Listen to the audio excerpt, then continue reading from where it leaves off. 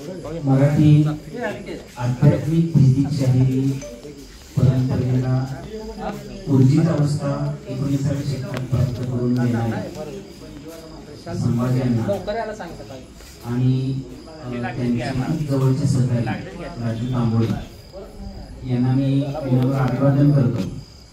आणि आजच्या या पुण्यतिथी सोहळ्याच्या निमित्तानं खूप लोककलेवरती प्रयोग करणारी जाणकार माणसं या ठिकाणी आहेत। आमचे आदरणीय शिक्षण क्षेत्रामध्ये काम करणारे नामदेव माळी सर, आकाशवाणीला ज्या लोककलावंतांना गेल्या 40 वर्षांमध्ये ज्यांनी सातत्यानं संधी दिली वेगवेगळ्या लोककलावंतांना, ते आमचे आदरणीय संजय पाटील साहेब, साहित्याच्या क्षेत्रात नावलौकिक असणारे विजय जाधव सर, त्याचबरोबर पलूस आणि निलवडी परिसरामध्ये खूप चांगल्या पद्धतीनं साहित्याला किंवा बालसाहित्याला एक नवी ऊर्जा प्राप्त करून ज्यांनी दिलेली आहे, ते आदरणीय आता ज्यांनी मनोगत व्यक्त केलं ते सुभाष कवडे सर, पत्रकार सतीश तोडकर, त्याचबरोबर इथं खरोखर तळमळीनं काम करणारे जे विठ्ठल गोष्टी आहेत त्यांचं कौतुक करायला पाहिजे। त्यांचे वडील, त्यांचे भाऊ सुद्धा खूप सातत्यानं माझ्या संपर्कात यापूर्वी सुद्धा होते।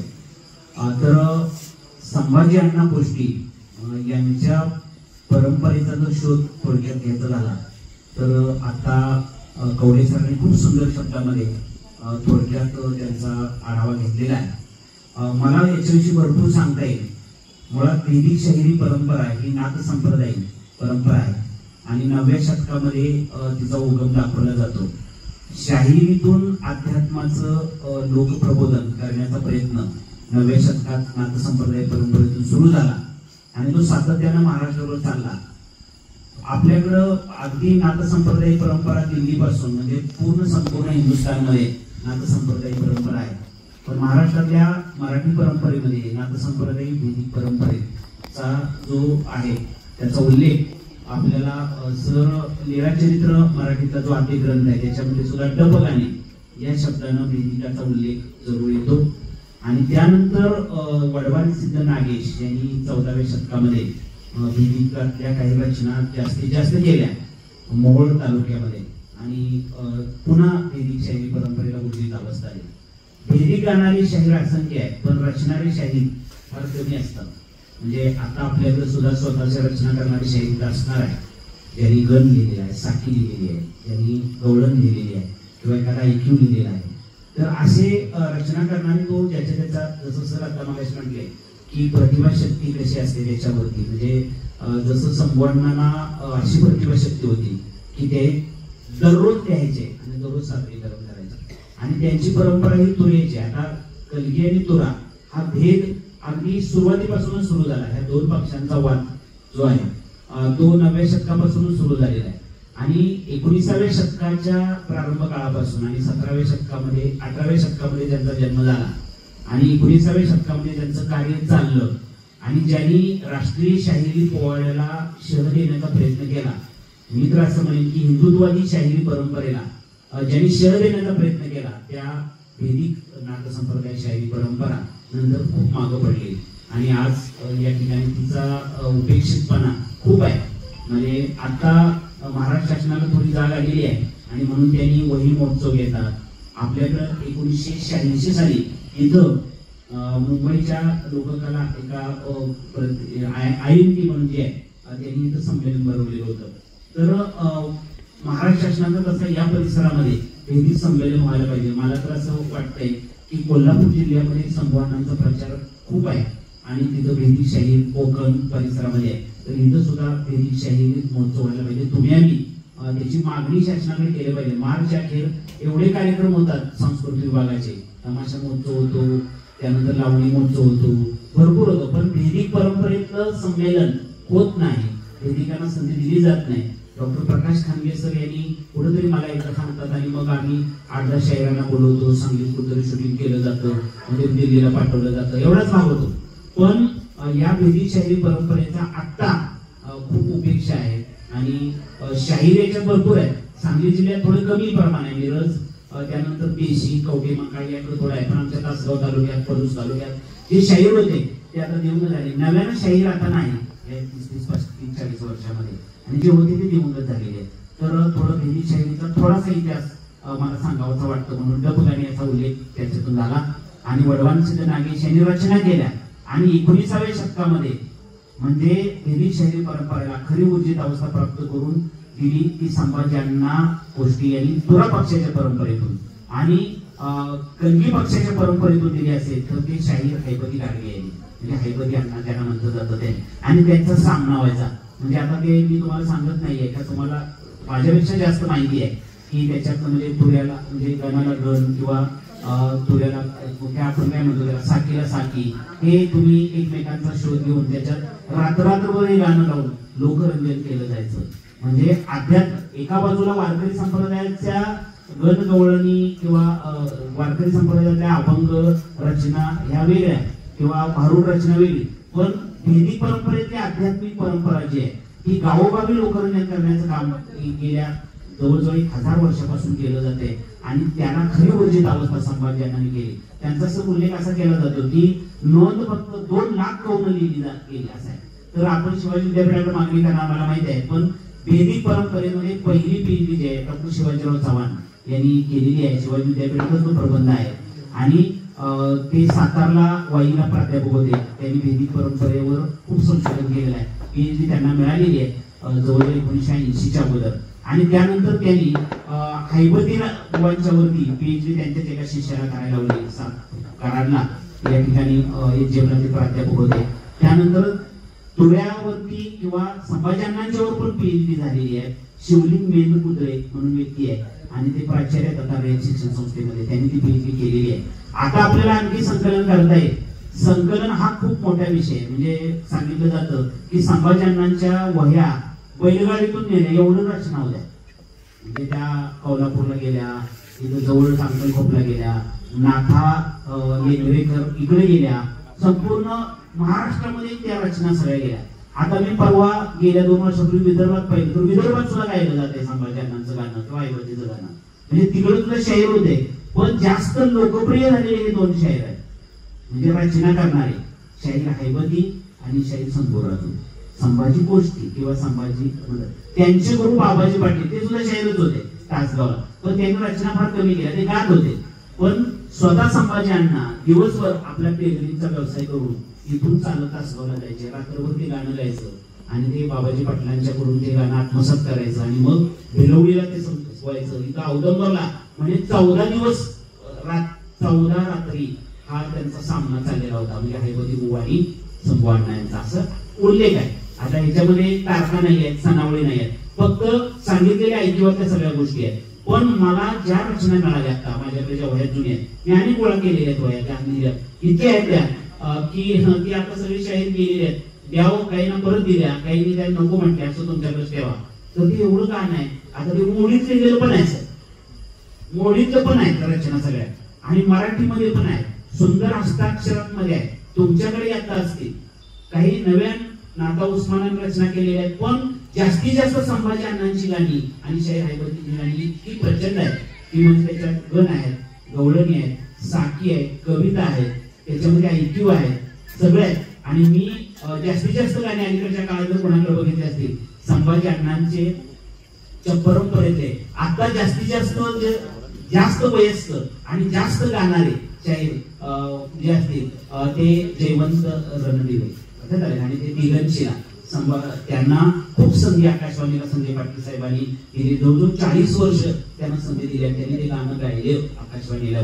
तर खूप मोठं काम आहे, आणि आम्हाला गेल्या 8-10 वर्षापासून सतत यायची संधी मिळते, गाणं ऐकायची संधी मिळते. आणि त्याच्यातून मला फक्त जाता जाता माझं काय काम मी केलेलं आहे ते सांगणार आहे मी. तर भेदी शाहिरीतून मराठी लोकनाट्य तमाशा उदयास आलेला आहे हे आपल्याला माहिती पाहिजे. भेदिकामध्ये पूर्ण आध्यात्मिक बाज आहे, डब, तुंतुन, टाळ याच्यावरतीच आहे, आणि आपले सुद्धा इतके सुंदर श्रुती असतात. आणि पण याच्यात नंतर 19व्या शतकामध्ये थोडासा पेशव्यांच्या काळात जे शाहीर होते म्हणजे अनंतंदी, त्याचबरोबर परशुराम, या परशुरामानं त्यांनी राष्ट्रीय पोवाडे दिलायचे, म्हणजे पोवाडा आणि शृंगारिक लावण्या पेशव्यांच्या काळात रचल्या. दुसऱ्या बाजीरावांच्या सांगण्यावरून रागदारी त्याच्यात आणली वगैरे पाटील साहेब सांगतात. आणि त्याने रचना केली. आणि त्यांच्या परंपरेतनं किंवा त्यांचा थोडासा आदर्श घेऊन संभवांचे एक शिष्य सावळतचे इथंच राहत होते आणि लहानपण त्यांच्या इथे गेलं. त्यांचं नाव आहे उमाजी कांबळे. आता उमाजी कांबळेंचे वडील दरोडेखोर होते आणि तिथल्या गावातल्या पाटलांनी त्रास दिला म्हणून त्या उमाजी त्याची आई इथं माहेर येऊन राहिली आणि तो उमाजी लहानपणी त्या संभवांच्या घरी म्हशी राखण्याचं काम करत होता आणि रात्रभर जे लग्न चाललं ते आत्मसात करायचं आणि दिवसभर जनावरांच्या मागं म्हणायचं.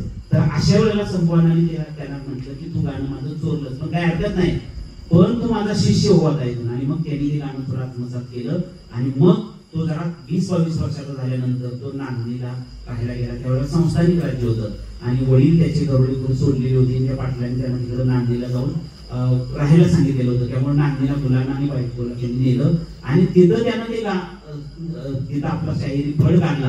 त्याने भेदी नाही गायले, त्यांनी छक्कड गायला सुरुवात केली. म्हणजे उलट्या चालीवरच्या या सगळ्या स्वतः पुरुषांनी लिहिलेल्या छक्कड गायला सुरुवात केली. त्याच्यामध्ये ढोलकी घेतली, त्याच्यामध्ये गण स्वतः रचायला सुरुवात केली आणि अशा पद्धतीनं बाबाजी साठे पेडकर नावाचा त्याचा मामा यांनी त्या रचना केलेल्या होत्या. आणि बाबाजी साठे पेडकर सुद्धा तोरा पक्षाच्याच परंपरेत आहे. कारण त्यावेळेला संवादांचं रचना करणारा संवादांच्या आश्रयाखाली आपल्या स्वतःच्या रचना स्वीकारणारा एक नाना रामचंद्र पाटील म्हणून होते मोराळेला पेडजवळ आणि त्यांनी मोहना पटाव नावाचे एक आख्यानात्मक काव्य रचलेलं होतं. त्याला छेल बटाव लावणी असं म्हणतात आणि ती छेल बटाव लावणी हे तुरेचं सगळं गाणं होतं. पण त्यांनी थोडं छकडी गायला सुरुवात केली, थोडं शृंगारिक म्हणजे गवळणीमध्ये सुद्धा शृंगार आणायला सुरुवात केली आणि त्यांनी तो शायरी पण लोकांना आवडायला लागला आणि तिथून मग तमाशाचा उदय झाला असं म्हटलं जातं. मराठी तमाशाचा पहिला आधुनिक तमाशा तसं मराठी तमाशाचा पहिला शाहीर सातापात नावाचा शाहीर होता शिवाजीच्या काळामध्ये आणि पेशव्यांचे 6 शाहीर शृंगारिक येणारे. म्हणजे आता मराठी तमाशामध्ये शृंगारिक वाद जो आलेला आहे त्याचे खरे उद्गाते सातापापासून पेशव्यांचे 6 शाहीर आणि नंतर मग भेदिकाशी त्याची ती सांगड आणि नंतर इतर लोक कला प्रकार मग गोंधळ मधून काय घेतला, मुरळीकडून काय घेतलं, जागरणातून काय घेतलं वगैरे सगळं घेत मराठी तमाशा उभा राहिला. पण मला एक सांगायचं आहे की भेदिक शाहिरी परंपरा जी आहे ही महाराष्ट्रातल्या सर्व लोककला प्रकाराची आद्य उद्गाती आहे. कारण भेदिक शाहिरीला आता जरी उतरत्या काळ असल्या आता भेदिक शाहीर आपण तुम्ही गाताय म्हणून बाकी कुठल्या नव्या पिढीला भेदी काही माहिती नाहीये. कोल्हापूर जिल्ह्यात माहित असेल पण आमच्या सांगली जिल्ह्यात भेदी काय माहिती, तिथं भेद केला जातो, तिथं रामायण महाभारत किंवा या सगळ्या खूप प्रश्न म्हणजे ग्रंथ वाचून त्याच्यावरती एकमेकांच्या रचना केल्या जातात. अगदी ज्ञानेश्वरी सुद्धा रचना आहेत, एकनाथी भागवतावर रचना. आमच्या वारकरी संप्रदायाच्या सगळ्या म्हणजे ग्रंथावरती रचना कविता केल्या गेलेल्या आहेत आणि त्या कवितेवरती म्हणजे सवाल जवाब सगळे चालत होते आणि मग मुंबईपर्यंत सगळ्या रचना जात होत्या. तर हे सगळा इतिहास खूप सांगता येईल. पण मला इथे सांगायचं आहे की संभाजी अण्णा यांचं गाणं खूप थोर आहे, त्यांच्यावर संशोधन झालंय. सर आणखी आपण संकलनासाठी रणदीप शिंदे यांना किंवा नंदकुमार मोरे किंवा डॉक्टर आपले कुलगुरू जे आहेत आता विकी शिर्के साहेब यांना भेटून आणखी संभाजी अण्णांचं गाणं संकलित करायला जेवढं संकलित करून तेवढं थोडंच आहे. म्हणजे भरपूर आहे. अजून इतकं आहे की ते कोल्हापूरला ते ठेवायला काय हरकत नाही पण त्याला उतरणार कोण हा महत्वाचा आहे. इतक्या मोठ्या वह्या आहेत त्याच्या किंवा अजून आहे. तुम्ही कोल्हापूरला जर गेला तर तिथं इतकं थोड्याचं गाणं आहे आता जुनं इतकं आहे की आपल्याला ते म्हणजे इतक्या बघितल्या मला ते दिलं पण नाही ते पण मी उतरणार कसं मला जेवढं अभ्यासाला लागत होतं तेवढं मी ते घेतलं.